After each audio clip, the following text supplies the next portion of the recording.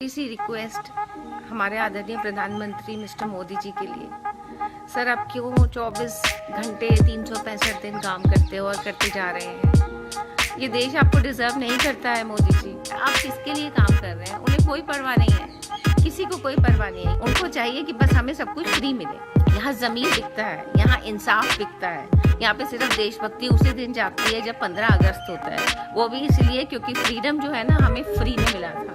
तो मैं कहूँगी मोदी जी आप अब बाकी का जो टर्म है उसमें एंजॉय करिए please Modi ji, we don't deserve. 50 बार बोल रहे हैं पढ़ने निकले वाले छात्रों को राजनीति से दूर रहना चाहिए, हैं? अबे पढ़ाई लिखाई में ध्यान लगाओ, IAS बनो और देश को संभालो। लेकिन नहीं, तुम्हारी गांड में चनूने काट रहे हैं। और ये 15 लाख जो चाह रहे हैं वो हरामखोर चाहते हैं खाते में अपने, जो निठल्लुओं को काम नहीं है आज के दौर में। आगे में हराम का पैसा मिलता नहीं है और आने वाले टाइम में सबको उन्होंने एक रात में पढ़ा दिया पहाड़ा।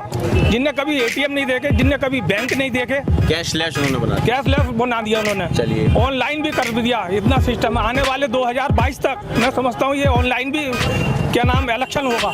मजाक बना रखा है।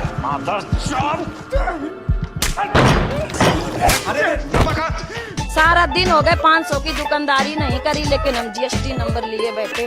मोदी सरकार ने ऑर्डर किया है तो हम मोदी तो भगवान है, मोदी जैसा तो कोई है ही नहीं। हम तो ये कहते हैं मोदी जी जैसा आदमी ना हुआ है ना होगा आगे चल के। मैं ये बात दावे से, क्योंकि देश में बीजेपी की जरूरत है इस समय। देश में जरूरत है कि मथुरा में कितनी जरूरत है? कितना काम हुआ पिछले 5 सालों? देखो बीजेपी ने काम किया है, 5 साल में कोई उल्ली की लकड़ी तो है नहीं जो काम हो जाए, धीरे धीरे होगा। मोदी जी देश के लिए बहुत अच्छे हैं और उनकी पूरे देश में आज जरूरत है। अगर क्यों जरूरत है? क्योंकि अगर मोदी जी चले गए तो हमारे देश का सूरज अस्त हो जाएगा। तो मोदी जी जब नहीं थे 5 साल पहले, तब क्या सूरज अस्त था?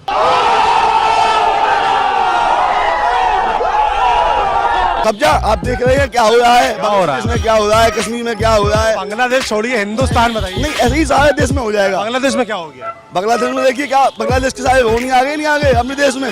सारे जितने भी बाहर के रहने वाले हैं देश में आ रहे नहीं आ रहे। उसके माहौल है वो देख रहे हैं क्या होगा माहौल। आप कह रहे हैं कि माहौल खराब है, फिर आप कह रहे हैं मोदी जी देश में है, तो क्या माना जाए? मोदी जी है इसलिए माहौल खराब है। मैं बताऊं सच आपको इस देश का, बताइए। जिस दिन नेहरू प्रधानमंत्री बना था उसी दिन देश गर्त में चला गया था। मोदी ने कुछ नहीं किया होगा, लेकिन फिर भी वो लीडर है। मैं किसी पार्टी से जुड़ा हुआ नहीं हूँ आज तक, और उसने हम वकीलों को तो मोदी को ही वोट देना चाहिए, क्योंकि उसने सरदार वल्लभ भाई पटेल की पूरे विश्व में सबसे ऊंची मूर्ति लगा दी और वो वकील था। आपने कहा कि सरदार वल्लभ भाई पटेल वकील थे, बिल्कुल सही कहा, पर वकील तो नेहरू भी थे।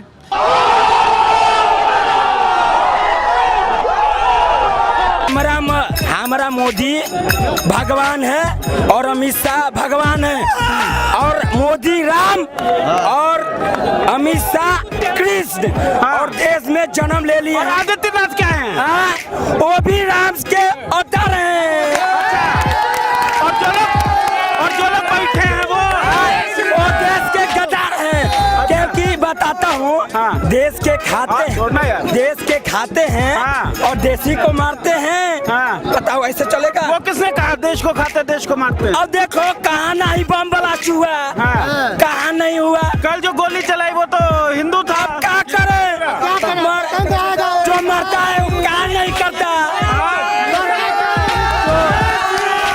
जो मरता है क्या नहीं करता। आपने कहा कि मोदी जी राम है, अमित शाह कृष्ण है, योगी आदित्यनाथ राम के भक्त है, तो आप कौन? हम भी उनके सेवक। ये बहन जो सारे मिलके हमको पागल बना रहे हैं, मादर चौथ के बच्चे इतने गांड फटी के ये बड़े। मैं हैरान हूं, आजकल मेरे ही देश में कुछ लोग मुझे गुनहगार कह रहे हैं। मैं हैरान हूं भाइयों।